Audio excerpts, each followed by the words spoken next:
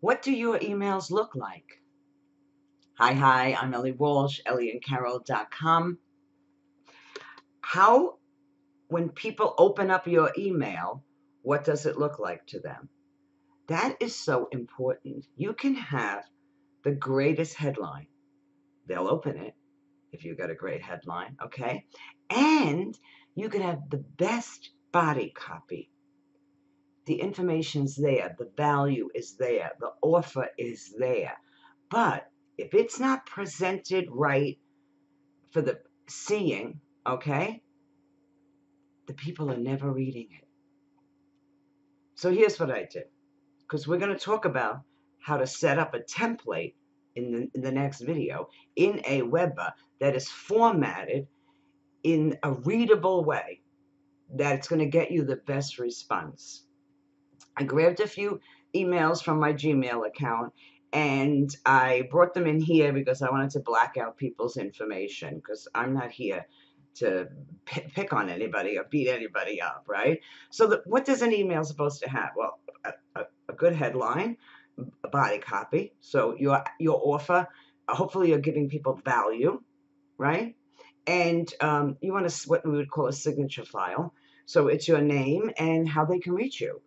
If you have a blog, how they can get to your blog, how they can get to you on Facebook, Twitter, Instagram, your phone number, your email address, all of those, some of those, how they can reach you. You always want them to reach you. If you're putting an offer within there, obviously you have to have a link. And I use an image. Some people say don't use images, you'll end up in spam. I don't have a problem. I've tested both, and with my market, images work. So you can test that. Today, I don't know if you end up so much in spam. If it was a gazillion images in there, you could end up in spam. So here's one of the emails I picked. Here's their headline. I'm so inspired, you'll be too. It makes you ask a question. That's kind of what you're looking for. You want your reader to go, oh, why will I be inspired? And click it, right? Then we come in here. I blacked out who they are. They're using a Weber. And you see this tiny little font? I promise you, this can hurt you because it's not easily readable. You're not grabbing my attention. Folks, people are on information overload. We all know that. We get a gazillion emails. Oh, I have a tendency not to read emails like this unless I really, really, really know the person it's coming from. And I know they use that little font, but I like their information. Otherwise, this is actually too hard on somebody's eyes. It's tiny font. That is the default in Aweber. That's size font. So if you go in there and just create, that's what you're going to get. You can then reformat it before you send it out. That's why I'm going to show you. You don't have to do all of that. We're going to set up a template for you once. You're going to be able to go into that template and put out emails formatted in the best way that gets people to read your information and for your information to stand out. So they've chunked it this way. We want to talk about chunking, right? They chunked it vertically. It's not this big, you ever see the ones with big, long lines? People, again, that's actually fatigue for somebody, okay? It's too little and then it's long, even if it's big and it's long. People have a tendency to stop reading them. People scan. I'm sure you do too. We scan emails, and think about this also on your blog. We scan blogs. I have started to read an email, scan it, seen something that really caught my eye, and then go back up and start to read it again. So I was just grabbing some information. So if you can chunk it up, you get people's attention. So I would have broke this up. Look, your English teacher thinks this paragraph is good, okay? But it's not good for the scanning reader, which I promise you, your reader is a scanner. So I would have broke this up probably in here maybe. I didn't read the whole thing. And then maybe over here. So put a space, come over here, put a space. So I had like maybe 3 little chunks. Again, I also would have used a bigger font.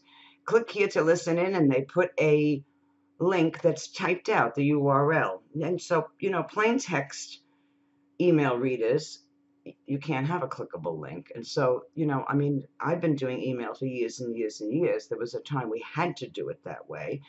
And then somebody could copy the URL and go paste it in their browser. Today, I highlight words and make them links to where I want people to go. I don't normally type out my URL because today, most people, the majority of people, are using a reader, AOL, Gmail. They all come in that HTML format that, that the links are clickable. So I probably would have taken these words here, click here, and wrote them in caps, and then made them a clickable link. And they're saying thanks. They're giving this was their signature file information. I think they had a phone number in here. A PS. I have a tendency to use a PS. And a call to action. You want that in there too, right? If you're giving people an offer, you want to put your call to action. And an image they have in here. Now, again, some people say don't use them. You'll end up in spam. If you did an email with a gazillion images, you could probably end up in spam. But today, I would say images are the norm in emails. I put an image of Carol and I so people can kind of like get to know us. Like, you see somebody and you feel like, oh, maybe I know them. Or I start to feel like I know them. But this image was huge. So it's all the way over here. And it was longer than this. I just couldn't grab the whole thing. For me, my taste, it's too big. So when I opened this email, I saw this image, and I was actually drawn to the image and not the information. So my image is much smaller than that. You want people to get to know you, but you want them to read your information. So my problems with this, it's not chunked enough, and the font is too small. Let's go look at another one. Here's another one. It's a small font. Most of your email clients, they probably all default as a small font. And here's one of those long, okay?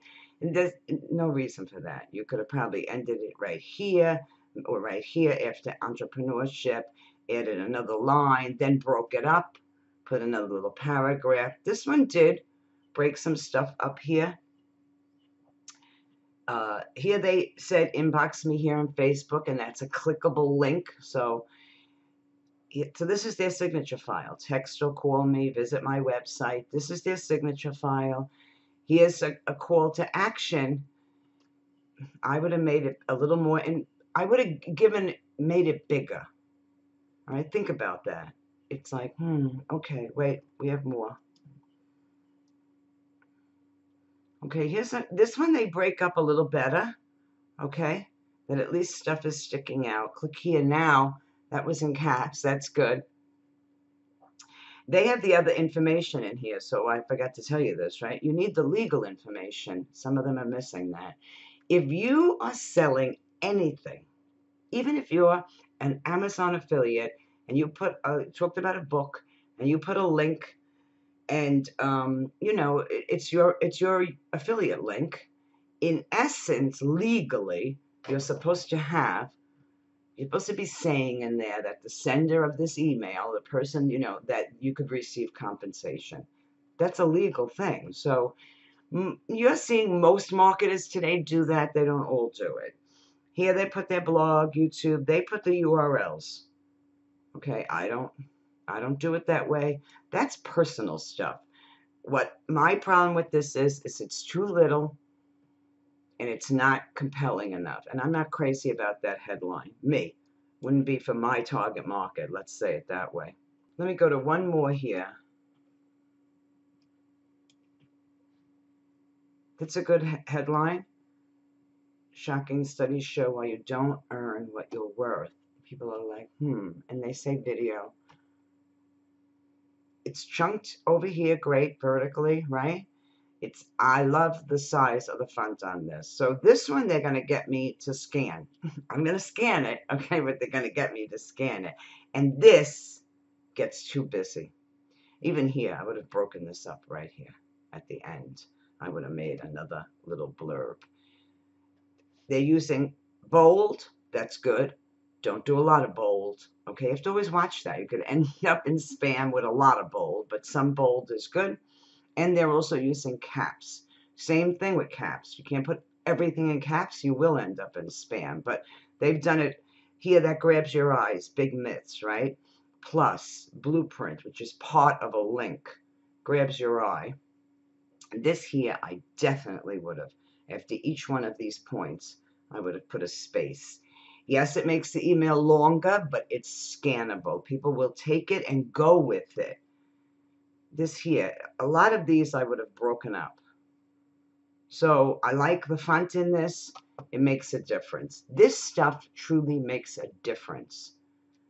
So you can go into Aweber and you can just start out and you can try to format every single email. A little bit of a pain in the neck. I'm going to bring you into Aweber in the next video and show you how to set up a template. And while we're here and we're talking about, what's so important, let me go into my Aweber account before we go do that template. And let's look at some headlines. So here, sticks and stones may hurt my bones. So we all know that saying from when we're kids, right? So people are like, what is she talking? What's that about? Right?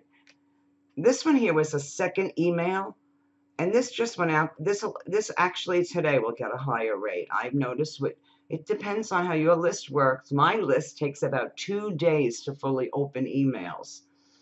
So this one was a second email. We're starting now. Here, Facebook works if you know how to work it. So the people on my list are marketers. They use Facebook, so they're opening it. They like that. And you see, if you know how to work it, so they're like, oh, well, how do you work it? What do you know? They want you make curiosity. Your headline has to ask a question in your reader's head. It has to spur some curiosity. Is it time to have your wires replaced? So that's about a video actually I did. That really is like, what is she talking about? Right? So they'll click that one. Let's go over.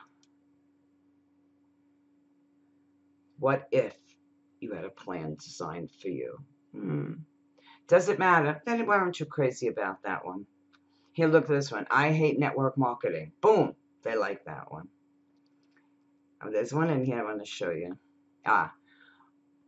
If not this, then what? They liked that one. Okay, I made a mistake. Folks, I made a mistake. Oops, I'm sorry. Oh, I didn't mean to do that. Something like that, all right, will always get opens. But, you should be emailing regularly. So you can't use that for every email. Every now and then you can throw that one in. And what the bleep, they like that one. They're like, what the bleep about? So I just wanted to give you a few ideas about headlines. You know what? You play with that. You start to learn. You start to see what they are opening, because it's up to your particular readers, right? What they're opening, what works for them. I didn't show you my emails, did I? Here we go. Let's see. So I grabbed mine. If you see 2 on these, it's because I sign up to my own email list. You should.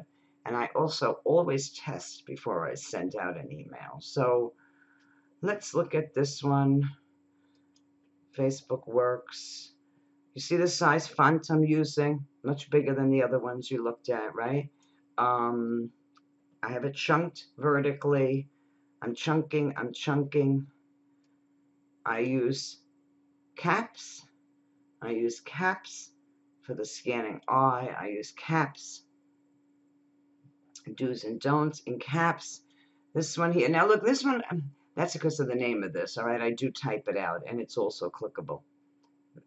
But here again, I didn't. So I'll play with that sometimes. They like the name of that. Here's the image we use. It's much smaller than that image we looked at. It's clickable. It goes to my website. I talk about that when we format. Here's my signature file. Here's my legal file. That has to be, that really you should make sure. If you're selling, put it in. You can be cute about it. You can read mine. You should be on my email list. You can read it. So you want this information. This is all clickable. I don't have my Facebook thing typed out. It's just there, right? That's the formatting. I have this all set up. I don't have to type this time and time again. I don't have to add the image. I could change images, but I don't have to add the image. It's in there. And this font is all set up. Come on over to the next video on this page, or if you're seeing this at YouTube, I'll put the link in here, in the description, to go see how to make a template that is readable for your readers, so that it's gonna get opened and it's gonna get read, and people are gonna see what's going on. Oh, here's the wires replaced. Here's bold. I just wanted to this link to a meditation. This actually was a totally value email. I wasn't selling anything in here. So come on over to the next video. Go watch the tutorial. Open up your Aweber and work with me over there. I'll see you over there.